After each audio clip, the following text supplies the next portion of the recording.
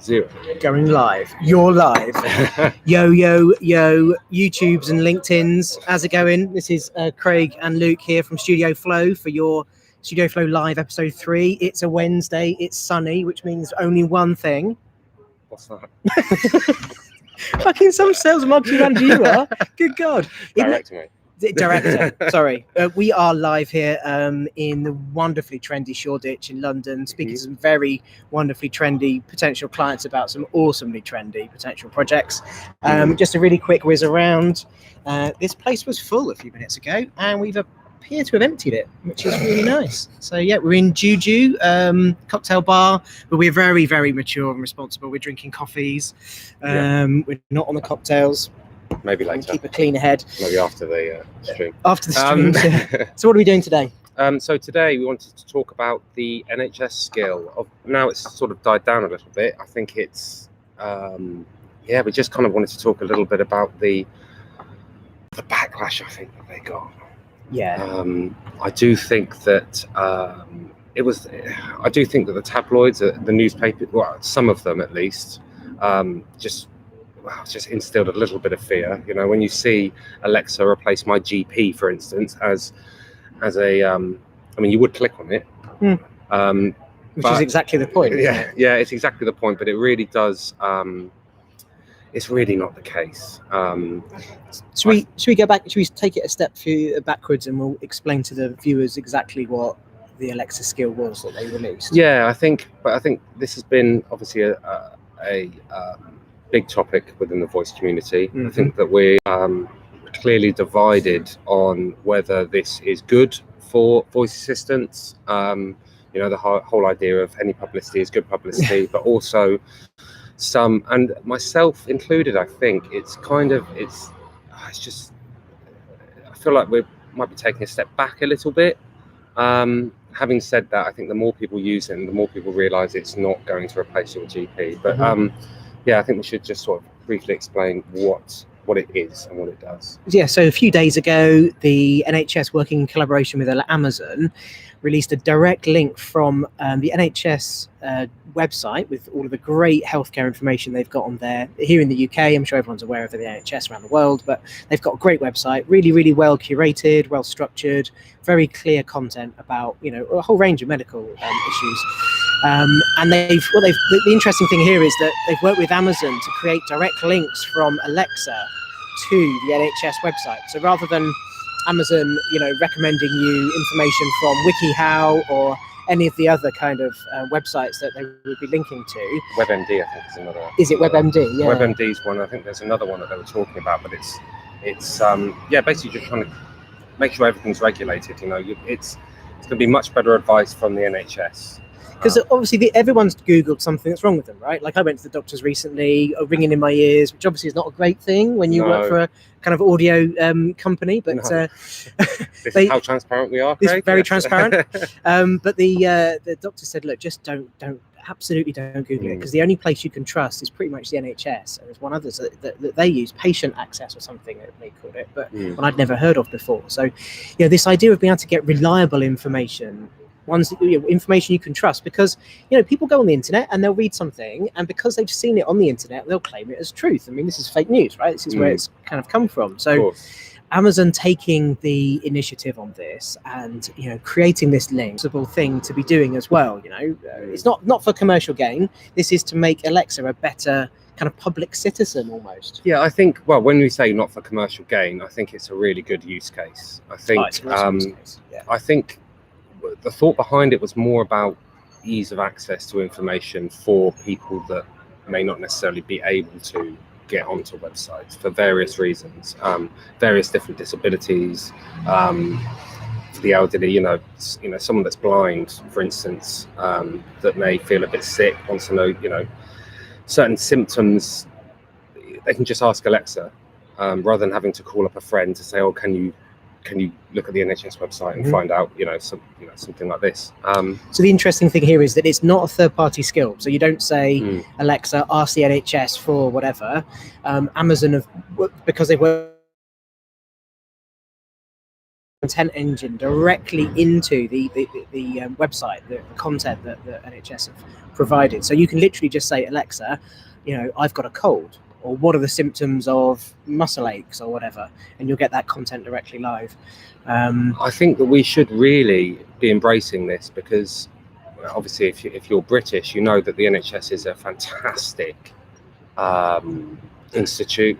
It's obviously value for money wise, incredibly valuable. Under-resourced, but incredibly valuable for what we pay for it. If this can save time, for people that would have to essentially ring up the NHS direct, and they have to go. I've done that when my son was ill, and they have to go through all of these questions, and it takes a long time.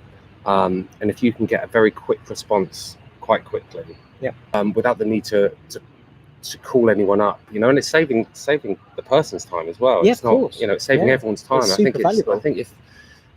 I think when AI gets thrown around, this is the issue. Yeah, and this is the problem, isn't it? So, it's a well-known fact that any technology in this stage of the hype cycle is just like a magnet for tabloid press to exploit. And, this has been a running thing for the last, 4 or 5 years, arguably, that anything to do with AI, and that's a horrible term, and I hate using it because it's such a broad thing, but anything to do with kind of artificial systems, algorithms, that are a little bit difficult to understand, that aren't necessarily super accessible to the layman, are great for the tabloids. They can just jump on that and they can say, oh, this is taking over the world, it's stealing jobs or whatever. And so this is a classic media reaction to technology at this phase of its cycle. And I think once you understand that, you realise that it'll change. The tabloids will get bored. Media the people's perception will change to this as well. But it has to happen incrementally. And things like this NHS skill, I think, are only going to actually, once the dust has settled, people start using it. People start seeing real value, are only going to add positively to the adoption of voice assistants. And I think that's why it's brave from Amazon to do this as well, to go, we want to be first. We want our platform to be the first one to offer this content, because you can guarantee that Google would have been talking to NHS about this as well. Absolutely guarantee it. But Amazon sort of taking the risk on this backlash, because they must have known that they were going to get these kind of headlines, right? This isn't the first time that Amazon have been in the headlines for their smart assistants. But doing that first step, making that first step, and they have routinely done this though. If you look at Amazon's history of making the first step in the market, they are arguably incredibly brave. Definitely, that's one of the things that they are. Yeah. But it's fair to say, look, let's not throw the baby out with the bathwater. It's not like all of the press coverage has been negative. No, that's very true. That some of the Guardian, for instance, and the Sun, actually. Oddly enough. I was quite surprised at that. They've been very neutral, given the facts, given the reason why they've created the skill.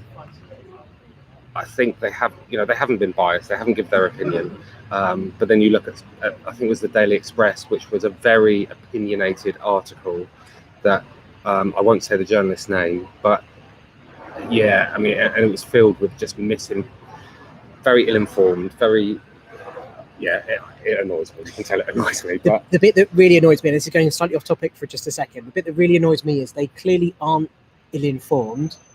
They are really well-informed, and they're deliberately spinning the story with just the facts that suits their bias or their agenda, or the line for that particular newspaper. In that respect, yes. I follow, I'm a big fan of electric cars, right? And I follow electric car news, and I'm in that industry quite a bit.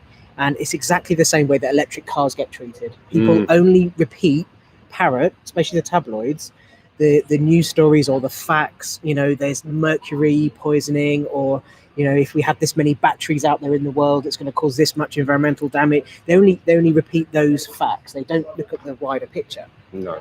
And this isn't new, right? This is what press, certainly in the UK, have been doing for years. They exploit the facts that sell their papers. And the fact that it's gone online, and the fact that you can multivariant test headlines in newspapers to see which one gets their highest clicks, means that these kind of negative news stories in certain publications get really, really popular. That's true. There's also there's also the other side, the other issue that the newspapers seem to be focusing on, which is the data that's being given. So one of the things that the papers have been saying, and actually looking at social media, that people are worried about are, let's say that you're an elderly person, you're using this skill quite a lot.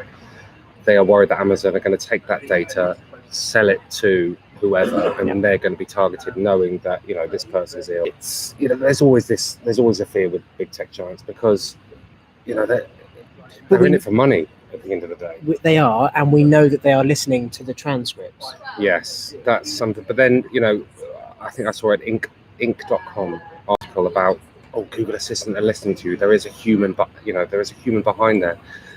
Yes, there is, but you have to think about why there is, and what the point is. All they care about is making their voice assistant fluent phonetically, very responsive, understanding what's the way in which it's being asked rather than what's being asked. Of course, obviously what's being asked, but it's more about making they're not there to gather your data and then target you later on down the line. And this is nothing new to think that, obviously there was controversy over Facebook listening to us, also Apple. It's all the vendors have had to come out now with their policy on what they listen to and how they rank and how they, because it's a supervised learning algorithm, right? This is the way that the machine learning works. So a subset of all the utterances will be sent to a human being, be looked at, to be graded. Did it hit the right intent? Did it do the right thing? And that's how these systems have to get better. Anyone that does even the basic training in machine learning realizes that's just a requirement of the system. But even Google now, they outsource. They get humans to actually look through some of the search results and rank them. It's always been the way, though, hasn't it? It's always been the way. But I think the key thing isn't that this is what happens, right? Because this is just what happens, and that's always been the case. Doing enough to be transparent about what's happening. They've almost had their hands forced, and their first reaction was to point people to the terms and conditions. Any journalist that came along and said, "Oh, you're listening to the voice recordings, are you? We want to write a story about that." They get pointed to the terms and conditions. This is what we've been doing all along. That's not good enough. It doesn't look good. It doesn't look good. No. But I guess you have to think about why they're doing it. And I think I can remember watching the Joe Rogan podcast with Elon Musk, and he said, look, no one's, okay, maybe no one's interested in your porn search history. No one really cares. You're not, all they're interested in is what piece you form in as part of the bigger puzzle. Exactly. Are you a piece of a pattern that they can match onto and then use to find other stuff? So going back to obviously the big concern, which is Amazon selling this data, it's not in there. First of all, if we look at it from Amazon's side, it's 100% not in their interest to be doing this, selling that data, because at the moment Google and Amazon are in a turf war. Voice assistant, it's bad for business if they did that, and if they got found out, then they could potentially be out the smart speaker game. Also, with the NHS, they wouldn't allow that. In place for how they share data, and that's not personal data as well. The access to personal data, something that's identifiable, like you would get from an Alexa conversation, would be so tightly regulated. And I mean, I've been in startups where we were working in that space and applying for funding to the NHS's tech fund as well, and the checks and balances that we had to go through as an organisation for it to even be considered as part of that fund was insane. Quite rightly so as well. Like, it's a public institution, but so this, for me, this is where it falls down a bit. It's like, why, if you've got those checks and balances in place, which you clearly do, why are you not being a bit more transparent about what they are? That's true. But from both sides, Amazon and NHS. Also, if we think about the functionality of this skill, it's actually not as that complex. It's just more of a call and response. And bearing in mind that this was actually announced last year, I think it was last year. They actually said that they were going to be doing something with the NHS. I don't know whether it was the NHS that announced it, but I'm pretty sure it was sort of this time last year. So you can imagine if it's taken a year to get to this point, that they had to tick all the boxes. So many conversations, you know, because this is really sensitive data that I think people don't want to get, and do need to have access to that data to an extent. Yeah, I mean, it encrypted in the sense, from what I understand anyway, it's encrypted traffic. Like your Wi-Fi and listening to what you were saying, Alexa, that's encrypted. But obviously it gets decrypted at Amazon's end because they have to be able to process it. It's in their data pool and is secured with their other content. But this is Amazon, the US, right? This is like Amazon have industry-leading standards for security. So I don't think that's where the issue is from a kind of data security point of view. I think the issue is around what are they going to do with that content and the questions around that. And I think you're right. I think the way, I mean, this has been reported because, again, it's, you know, this is going out to the general public that don't necessarily have the same knowledge that maybe we have or anyone else within the tech industry kind of has. This is, you know, I just keep thinking of, I can't remember whether it was the Metro or the Express, Alexa, replace my GP. I mean, just that. It's just clickbaity headlining, isn't it? Yeah. It's just, so, okay, so here's a question then. Okay. You're in marketing. Is it in the long term beneficial? Are headlines like this, regardless almost of their sentiment, are they good for us as in these headlines? But you know, again, this happens all the time. You know, I can remember when Facebook announced their check-in. You know, you can check in everywhere, and everyone was saying, but you know, they're going to know that I'm outside of my house. You know, people, you know, my house is going to be vulnerable. They're going to know exactly where I am. Well, my first response was, well, one, get better friends, and secondly, just don't check in. If it worries you that much. But it's, you know, and there is a mute. You know, there is a mute button on both devices. It doesn't have to be listening all the time. You can just mute it and use it, you know, for when you want. Maybe Facebook isn't the best example. No, Facebook isn't the best example. No. But no, the theory stands. That's kind of thing. So I think over the next few weeks, when people actually start using it, realise that it's not going to replace their GP. Realising that actually, I've got. Think of it as a smart assistant within your. You know, you can have access. It can give you advice. Probably isn't the right word. It can give you information. So I think that's what those two words are. They're not synonyms, are they? I don't think. No, advice is different to information. Yeah. And I think it's giving you access to information. And I think this is where people get worried, is when you use the word advice, it gives you advice. That means that it's the NHS website says, and I think that's really important. I think the more people start to use that and start to realise, it's not going to replace my GP. It's not going to. I think people are sort of worried. A sketchy connection just for a second. Let's bear with us for 1 minute.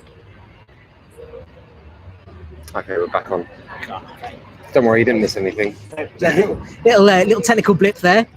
With the, so you're saying ECG and Apple Watch? Yeah, and the thing about the ECG on the Apple Watch was that people were saying, well, you know, people are going to be taking readings on their watch, and the watch isn't going to get it right, and you know, GPs will be flooded with people misdiagnosing themselves, and the healthcare will be stressed. And it's like, well, for a start, this was approved by the FDA in the US as a medical device, right? And I think Apple, you know, went to great pains to make sure that it was at the standard where it wasn't giving false readings. Of course, and I guess from a commercial point of view, like, you know, you wouldn't want to put that, would damage the brand if that did happen. If GPs were getting flooded, if you were getting misdiagnosed, if it wasn't working properly, then that's just bad for business. You know, you wouldn't exactly. This is something this is an area that's very, very sensitive. Needs to be, you know, you have to kind of get it right. And I think, if you get it wrong, the consequences are disastrous. Exactly. So, but for me, it just cannot have that effect, though. For me, it's exactly the opposite. What it's going to do is stop people who maybe routinely are going to their doctor for something, you know, that they don't need to. It's going to give them more confidence and help them get over their anxieties, which is what it might be, you know. If they've been to a doctor, the doctor has professionally checked them out and said they're okay. The fact that they've got this to help reassure them that it's still okay is going to stop them from going to their GP. I mean, look, this is new technology. It's an emerging field. we need some longitudinal stats on this to measure the impact that it's True. going to have. So, this is just conjecture and hypothesis from us at this stage. True, but I think if we, knowing that it's just there to replace or aid the website, I guess. It's just taking information from the database of knowledge that they already have. This is something that you can just find out by going onto the website and searching. Knowing that, I think that I can see it being integrated quite well, personally. Yeah. I'm waiting, though, in the next month's time when people start saying, well, Alexa said this. Alexa told me Alexa told me this. Yeah. Those stories will come out. And you know what? That's where, again, I've got a rational head on with this one, and I don't see this as being a problem, but I do see the challenges. No. And I think one of the challenges is going to be that people do listen to Alexa's advice, because it's a voice interface.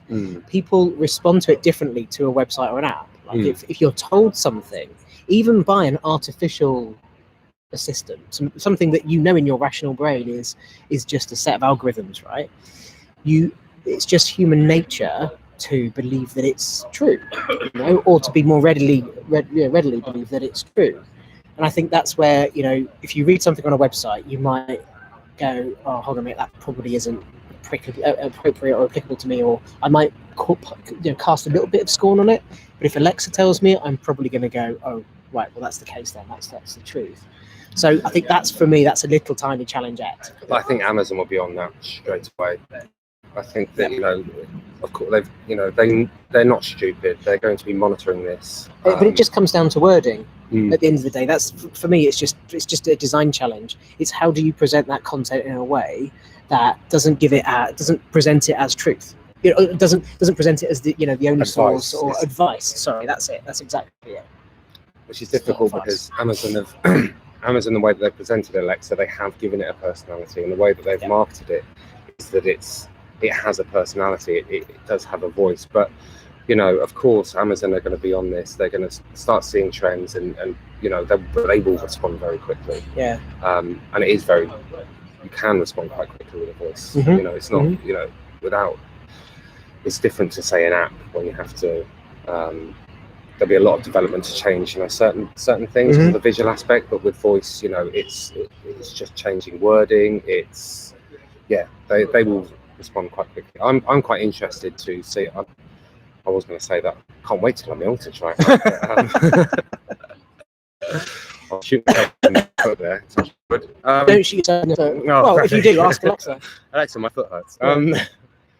So there's that. And I think we kind of talked a bit about that. I'd be really interested to hear what other people think about this.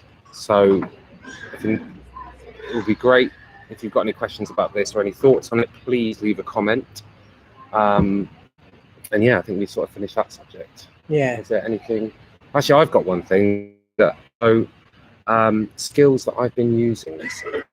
Skills that I've been using recently. So one of the main ones is, which I find quite fun, is called the Tix Housework Hero.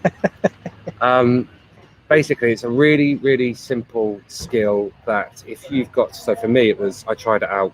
The first time I tried it out was when I needed to sweep the kitchen floor.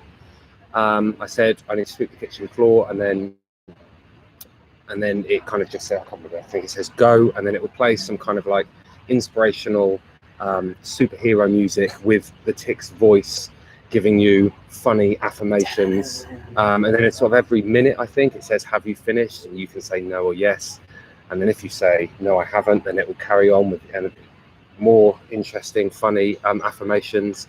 I really enjoy it. Has it made housework fun? It's made it funner. Funner. But the reason that I mention it is because it's a really great example as a TV series. So it's a really great way of a franchise that has built an Alexa skill that is fun. I think it's actually one of the only skills that's got a full 5 stars. Really? Yeah. 8. So Amazon content is one of the only ones that gets 5-star rating. Think what you will. Just for the record. No, I did actually. To be fair, I'm just kidding. I didn't even this was just me going through the productivity skills. I only found out today, looking at it, that Amazon Prime, well, the developer is Amazon Prime Video. Which is really interesting in its own right, isn't it? Yeah, it's interesting. I think, but then if they're making something like that, I think it's probably come from the success of, there was another one by another developer, which was the, it was like a Housework leaderboard thing.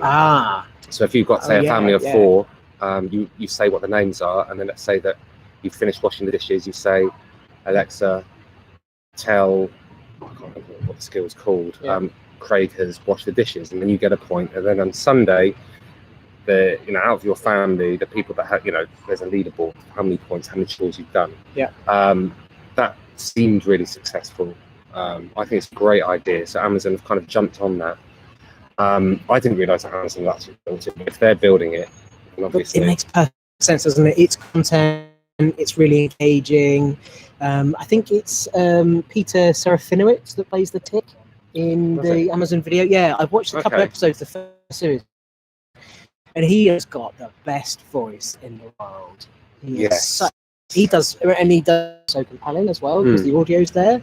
So this is as a designer, this is a great example of awesome content and awesome delivery. Great use case for it. It's definitely interesting because if we think about back when the phone first came out and apps started coming out. So first we had the stage of novelty. Everyone downloaded those far apps, all the beer drinking ones. Remember the beer drinking app?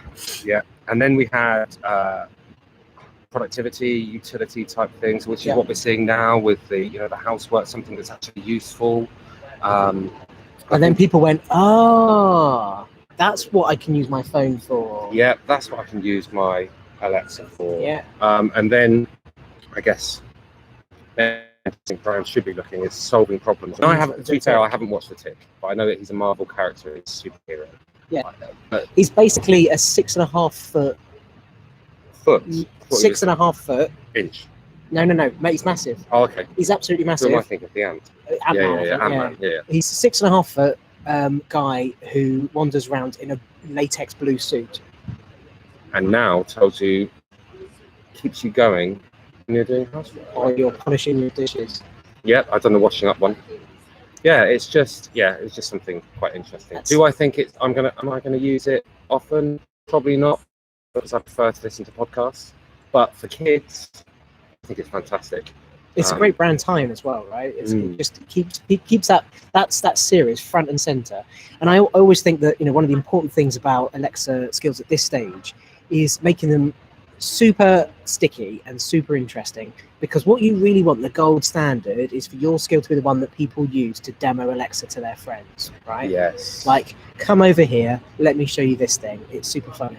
And that's why, guaranteed, that's why the fart skills and the things like the ambient sounds and stuff are so popular right now. It's because they're a joke, right? People get to show off their new device to their friends. Oh, look at this! Look at what I've got! Isn't it funny that it can do this? And I think if you can, that I don't think that's going to retain, and it's going to be really difficult to get a long tail of good quality users with skills like that. But it keeps it front of mind. I think games also as well. My barrier to entry with my friends that don't have Alexa when they come around is Akinator. And Akinator has been around for quite a long time as a website, but it's just it's just getting people, everyone's always interested. They always want to find a character that Akinator won't be able to guess. And people kind of, it's a way of people to kind of just get into it. People see, a lot of my friends think that I'm going mad and Terminator is going to happen, Skynet's going to happen, and it's just like, well, maybe in a few years. No, that's not. But this is why I did a post a couple of days ago about the Echo Show 5. Yes. Being so cheap here in the UK. It's £50 on Amazon Prime Day, £50, which is ridiculously cheap for a device with a screen. And Amazon was selling it, so for £50 you would get 6 months Amazon Music membership as well. It's probably worth about 50 quid, isn't it? It's a huge service that they're offering there. But they were doing bundles, so you could get music, or you could get it for like 150 quid, for £100 for some more money anyway. They were also selling a bundle where you could get a smart light bulb, or you could get one of the smart cameras. Right, so a great example of camera or plug? No, camera. Well, both actually. They had both. And a bundle for smart plugs, and they had a bundle for one of their cameras Oh, I as didn't well. see that one. Oh, So that you can say, "Oh, Alexa, show me my living room," or whatever, and you would see the camera on the screen. And that is such a clever thing to do, because people, they've got this device and they'll go, "Well, brilliant! I can get the weather on it. I can watch some YouTube on it. But what else can it really do?" But if the bundle Well, is, Google, you can watch YouTube, but yeah. if the bundle is, you can now ask it to turn your TV on, or you can ask it to show you the camera from your garage or whatever, your security camera. You're like, oh yeah, I totally get the value of this device now. This is actually quite interesting, because I would say that I got this wrong, because I predicted that, looking at how many display devices there are out there, what is it, 4%? 4 or 5%, 4 or 5% last of year. people have, these devices, and obviously, because Google are doing the same thing, aren't they? They're reducing it. They're losing money to get these devices in there, and Certainly. And I've kind of realised, I thought that actually we would skip the display devices and go straight to smart TVs. It'll be in our laptop, it'll be on our iPads, and actually we wouldn't necessarily need it, because you have more of the functionality with an being able to move it. So I'm kind of thinking, right, okay, it's all almost like a process. I think what Amazon are doing, and Google, are pushing this out there, so developers like ourselves start focusing on display. Because I think I particularly haven't really focused on display, because I know that there's only 4% out there. So am I going to spend a huge amount that I've made? I just push them out because it's only 4%. But now, immediately, I'm thinking, right, if they're making a massive effort, this is obviously going to be a... Yeah, I mean, I've worked with brands while there was a massive Amazon Prime Day sale or a Black Friday sale on, watching the analytics and watching how many people access the skill. And I mean, Christmas time's a classic example, right? Like we would deliberately batch up new features and new marketing campaigns just after Christmas, because we knew that Christmas Day everyone would be unboxing their new Alexas and they would be looking for things to do with it. And what better time than to release the new feature, new skill, a new capability, do a bit of marketing around it at the same time as well, because people were looking for things to do. And you would see a massive spike in usage. The challenge then becomes retaining them afterwards. Yeah, of course. But that massive peak would come, and you would then track it back and see, well, what happened on that day? And it would be Black Friday sale, or it would be Christmas Day. Well, that's how I got my first Alexa. Well, yeah, exactly. And That's I lost it.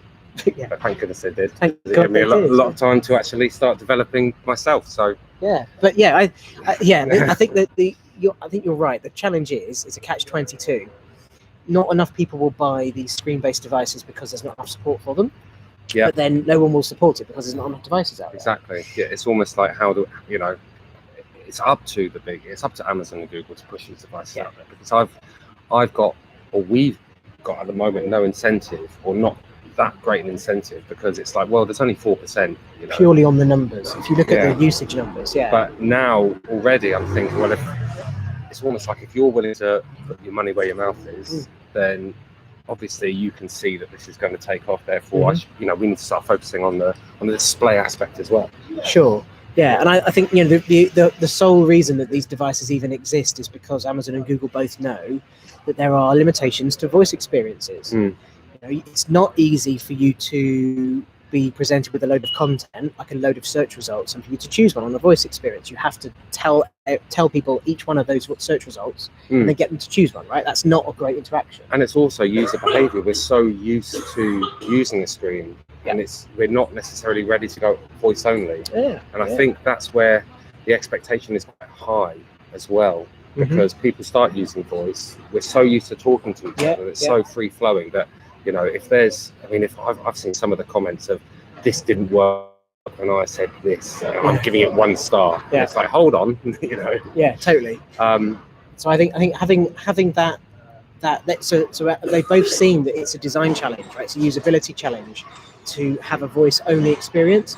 And I actually believe this as well. I don't think the future is just voice only devices. I think it's the embodiment of a smart assistant in some kind of physical presence. I actually think like these robots that Amazon, the Roombas that Amazon are working on, I think that's the inevitable conclusion of where we are right now, with some kind of display that you can interact with. Because even at a human level, that's how humans create bonds and connections with with each other and with these, artificial systems is they need to see eyes, they need to make eye contact, they need to be able to react to expressions, and you can see this a lot in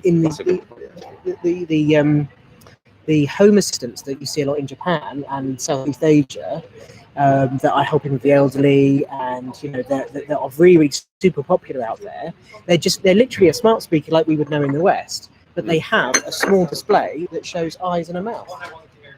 Oh, And that's what it is. So it can have an emotional state that it can respond to you with, and we know how engaging people find just audio within voice right now, and how much personality you can convey with just audio. But as soon as you add eyes, even just eyes, to that experience, the level of the level of expression you get all of a sudden, emotional expression. Yeah, you're using a sense, aren't you? Yeah. So yeah. And you look at it time and time again, even in sci-fi, right? You go back to sci-fi examples, and one of my favorite films is Sam Rockwell, Moon. Remember that one? Have you seen that one? So it's a great film. Wicked little twist in the end, which I won't mention, but spoiler alert. But he's on a space station all on his own, and the only thing he's got is the computer for company, super intelligent computer, and it is just it looks like a tablet with a set of eyes, and that's it. And it just changes its expression based on the conversation he's having with it, But it makes it feel so much more real and expressive. I'm more thinking of Red Dwarf. With Holly. Yeah. Yeah. Did she had a physical? Actually, it had a face. Yeah. A whole face. Yeah, I don't think it's going to go that far. No. I think that's for me, that's tipping a bit into uncanny valley. Well, it won't go that far yet. No, because I think that you can already go onto a web page, and I think PewDiePie, the YouTuber, he had one, but it's got his face, and you can type in questions, and he'll respond and it will speak. Right. So I don't think we're that far away. I think the technology is there, but I think with a lot of emerging tech, it's the kind of consumer behaviours and awareness and acceptance that needs to catch up. Yeah, of course. I think, yeah. But I think, the screen-based devices, super interesting. Amazon and Google know the value of them in terms of creating better experiences, and it's important to remember that these aren't like creating an app. So it's not like you're replacing voice with a screen. It's voice first, augmented with a screen, augmented with information. So you can say to it, show me something, what's the quickest way of getting to here, or show me some flights to Barbados. And rather than saying, the quickest flight is going to be this, and giving them one result, you can just go, oh, here they are, and show a list of them. And they can tap exactly. I think from a commercial perspective, voice, mainly voice. If we use that example, let's say that we're sitting here and this is actually one of the things that we talk about that where brands should be focusing on, which is the consideration part of the funnel. But it's, when you do get to that result and you have persuaded someone, one of the things is like, would you like me to email? Would you like me to email you, this search result, which again is taking someone out off the platform. They have to open their email. They probably won't see it when they get their spam box. But if they can see a list of their flights or a list of the results right then and there, we've got a classic example. So we worked on the Just Eat skill a few years ago. So I was part of the team that developed that, and we released a version for the Echo show to support the show when it was released in the UK. And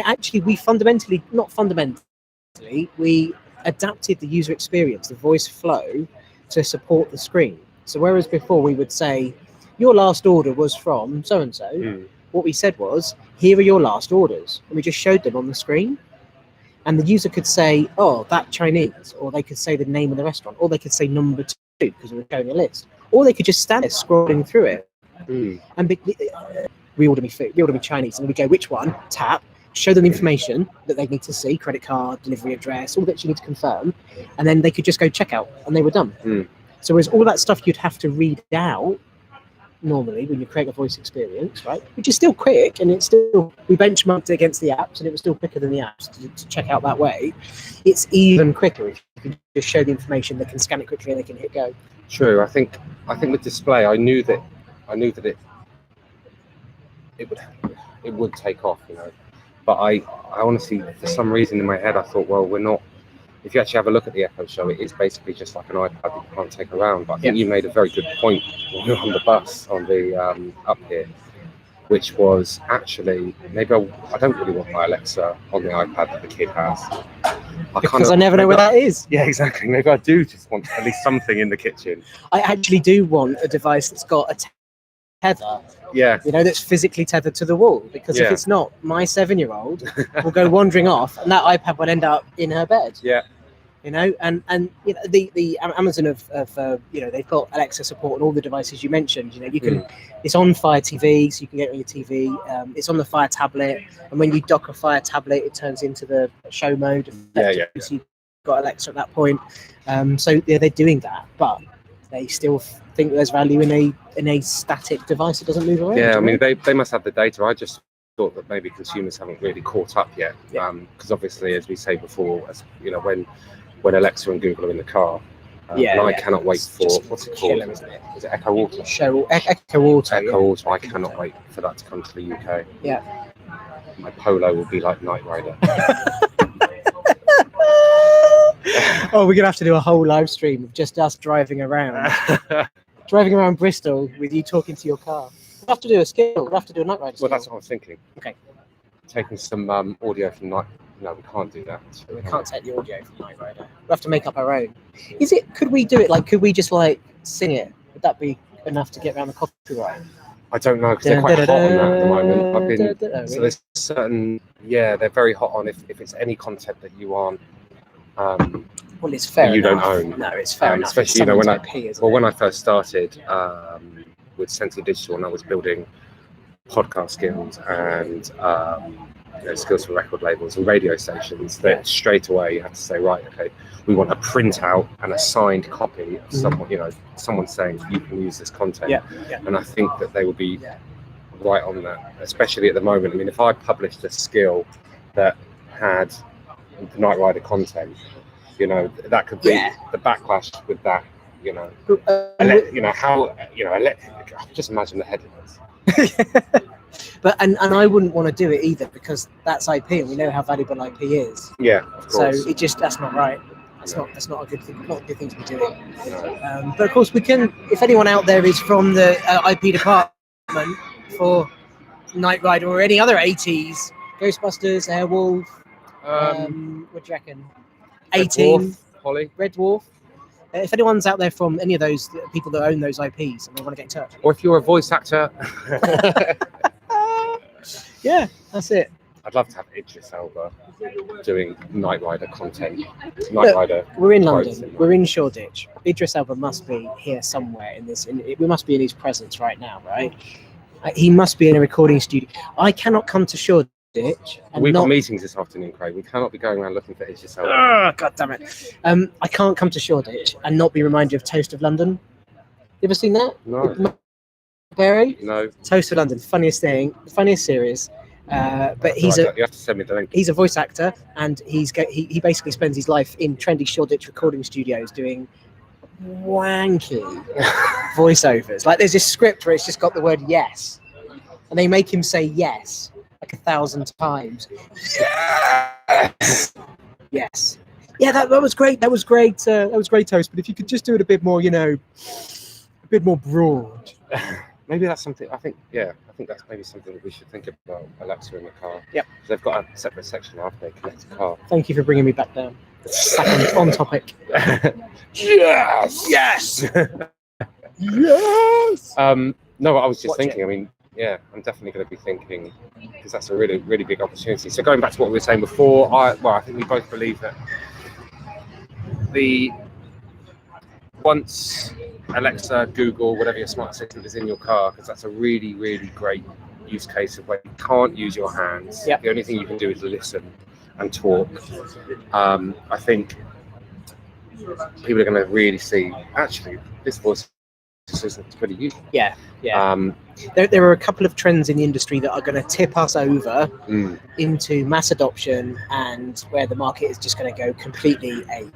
And I think car has the potential to be one of those catalysts. At least the first one. Yeah, because it's a natural environment for voice, and the challenge is not going to be use cases in that case and choosing the right thing to implement in the car. The challenge is going to be access to the platforms, I think, because there are some great stats that are published about how people access voice assistants in the car, and people are still, they're either using the one that's built in, which we won't have access to create third-party skills for, No. or they're using something via Bluetooth, which means Siri or Google Assistant. Well, this is why I think. So the only way of creating voice experiences for the car right now is Google Assistant. Create a Google Assistant action. I think that's where, because you can't do it via CarPlay. No, That's the but the Echo Auto, I think the way in which it's been. Yeah, but I think if you've already, least in the next sort of 6 months, when it's like, oh, actually, I wouldn't mind being able to choose my music whilst doing something else whilst being in the car. So $30 is with 30 quid, I think, maybe, or maybe a bit more. Yeah, it's not really that much. But the car's definitely going to be a huge space. Yeah, I mean, I've been finding myself now saying, just wishing that I could just play a song that's going to come into my head. Yeah. But it's simple things like I want to be able to turn my lights off in the morning when I leave for work. I forget all my smart light bulbs, whatever. I want to be able to I forget to turn them off when I leave. I want to just be able to go, right, look, Alexa. I have to look on the app actually just to make sure that I've turned them off. Yeah, which you can't do when you're driving, right? So you want to be able to go, because you want to extend your ecosystem out into wherever you are. And anyone who drives wants it in the car as well. Also, also there's reminders that you might set, access to emails maybe. There's all sorts of things that you might want to do in the car. Calendar is an obvious one. Calendar and mapping, classic cases. We've been talking to like delivery companies about being able to get things like food and packages and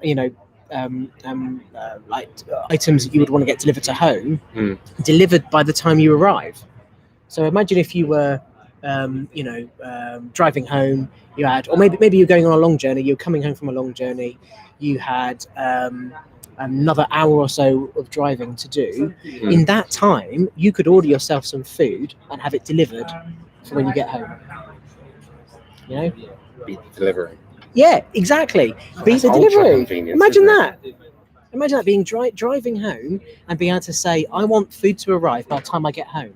Because you're going to know, because that Google Assistant action or whatever is going to know where you are, it's going to know where you live, it's going to be able to work out what time it thinks you're going to get home, it's going to be able to keep the delivery people updated with your ETA. So if you get stuck in traffic, it will delay the delivery automatically for you. So many opportunities there. So many opportunities for also for things like if you're driving home and when we get smart fridges, when everything starts to become a bit more smarter. Even just adding things to your shopping list. Yeah. What have I got in the fridge? I can't wait for that one. Yeah, totally. Because I'm very disorganized. Anyway, we should wrap this up because we've been waffling for 50 minutes. Yes, and we've got to go to a meeting at 3. So in conclusion then, go on. Don't worry about the NHS skill. Conclude all that. Yeah, it's fine. It's absolutely fine. Don't read the tabloid headlines. Do your research. Speak to people in the industry that are experts in this, who can help navigate it. Make sure when you're building your third-party skills for Alexa and Google Assistant that you've got a strategy for how you're going to market your skills effectively. And if they're in an area that is potentially sensitive, like healthcare, make sure that it's part of your marketing strategy to have your messaging and your transparency policy part of your communication. It's simple stuff that we do day in and day out. So just make sure you've got it squared off, but it's nothing to be scared of. No. The future's coming and we can make it beautiful and glorious. Yeah, don't be negative. Don't be negative. Right. Good place. We better go. Anyway, thank you guys. Like, comment, subscribe. Like, ding the bell. Cool, we're YouTubers now. Like the comments. And as ever, if you've got any questions, anything you'd like to cover, anything that we've covered today, we'll answer them in the comments. A subsequent StudioFlow Live is going to be us just answering questions from viewers. So we'll just go through and we'll just we'll respond live. Only the good ones. Only the good ones, yeah. Right, we better go. Thank you. All right. Love you all. Bye.